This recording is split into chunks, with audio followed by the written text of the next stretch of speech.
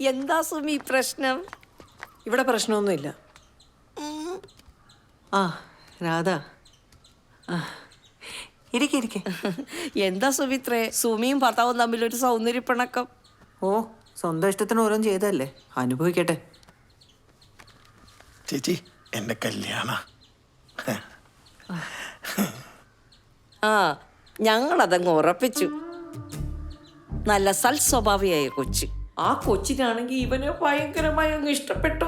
എന്നാ പിന്നെ നടത്താമെന്ന് ഞങ്ങളങ്ങ് തീരുമാനിച്ചു. ആ, എനിക്ക് സുമിയുടെ കാര്യം ആലോചിക്കുമ്പോഴാ ഒരു വിഷമം. അവൾ എന്തിനാ ഇങ്ങനെ ഒരു കുഴി ചെന്ന് ചാടിയെന്ന് എനിക്ക് മനസ്സിലാവുന്നില്ല. സുമിത്ര ഇങ്ങോട്ടൊന്ന് നോക്കിയേ, അല്ല ഇവനൊന്ന് നോക്കിയേ. ഇവൻ എന്താ ഒരു കുറവ്? നല്ല ലുക്ക്, നല്ല ജോലി, പിന്നെ പ്രായം ഒരല്പം ഇത്തിരി കൂടുതലുണ്ട്. അതിനെന്താ, നിങ്ങളെ രണ്ടുപേരെ അവൻ പൊന്നുപോലെ നോക്കത്തില്ലായിരുന്നോ? ആ, സുമിത്രയ്ക്ക് അതിനുള്ള യോഗം ഇല്ലാതായി പോയി. ഇത് എവിടെയോ കിടന്ന ഒരു പീക്കിരി ചെറുക്കനും കെട്ടി. സുമിക്ക് ഇത്രയും പ്രായമായതല്ലേ, ഇവക്ക് ഇതിനുള്ള ബോധമൊന്നുമില്ലേ? നിങ്ങളുടെ എഴുതിയിൽ എണ്ണ ഒഴിക്കുന്ന പരിപാടി ഉണ്ടല്ലോ, അതിവിടെ വേണ്ട. അടങ്ങടി, അവയൊന്നും മിണ്ടായിരിക്കും.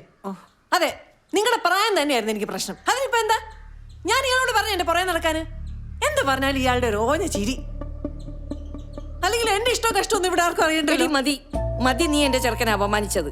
പിന്നെ നിനക്ക് പ്രായം 20 എവിടെങ്ങാണ്ട് കിടന്നൊരു പാവം കൊച്ചു പയ്യനെ പറഞ്ഞു പറ്റിച്ച് കെട്ടിയിട്ട് ആ ചെറുക്കന്റെ ജീവിതം കൂടെ നീ തൊലച്ച് കളഞ്ഞല്ലോടി.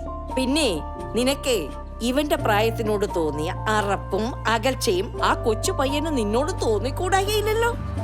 നീ അനുഭവിക്കണം, എന്നാലേ നീ പഠിക്കൂ. സുമിത്രേ, ഞങ്ങൾ ഇറങ്ങുക, വാടാ.